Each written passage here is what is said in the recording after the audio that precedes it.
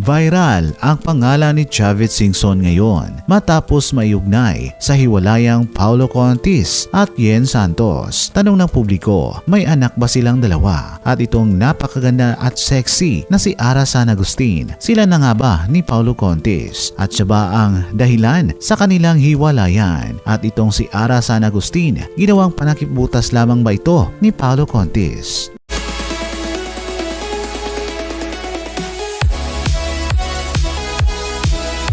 Trending na naman ang pangalan ng bilyonaryong businessman at politician na si Chavez Singson ngayon matapos aminin ni Paulo Contis na hiwalay na silang dalawa ni Yen Santos. Ano nga ba ang punot dulo sa kanilang hiwalayan matapos ang 2 years na pagsasama nito ayon sa nakalap ng putakterang Pinoy na sinisisi umano ni Yen Santos itong si Ara San Agustin kung bakit nagkahiwalay silang dalawa ng kanyang long-time relationship boyfriend na si Paulo Contis.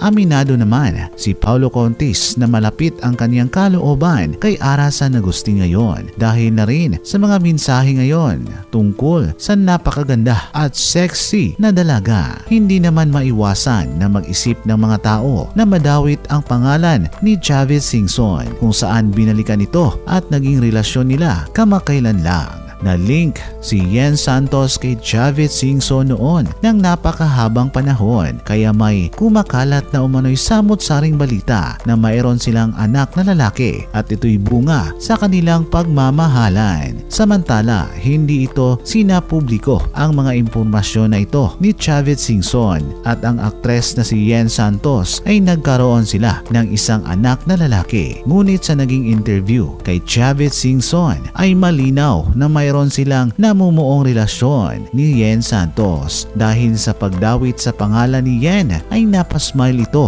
habang tinatanong ang pangalan ng kanyang babaeng minamahal. Sa pagsisiyasat ng putakterang Pinoy ay hindi pa rin malinaw kung mayroon ba silang anak at ngayon ay malaking issue pa rin ito hanggang sa kasalukuyan dahil wala sa kanilang dalawa ang nagsisiwalat kung anong nangyayari sa kanilang buhay na kung nagkaroon ba sila ng isang secret affair at nagbunga ng isang lalaking supling sa pagkatao ni Yen Santos. Bagamat kung mayroon man ay hindi papayag at hindi umano ito pababayaan ng bilyonaryong businessman at politician na si Chavez Singson dahil alam naman ninyo na napakayaman ito at napakadaming samot-saring mga negosyo sa kahit saan sulok sa Pinas at hindi makapagkakaila na mabait na tao ang nag-iisang Chavez Singson. Sa palagay ko, tinatago lamang nila ito para makaiwas sa mga social media at para hindi ma-expose ang umano'y bata at papalakihin nila ito ng normal na layo sa mga negatibong tao. At kung mayroon ba silang naging anak ay nasa kanila ito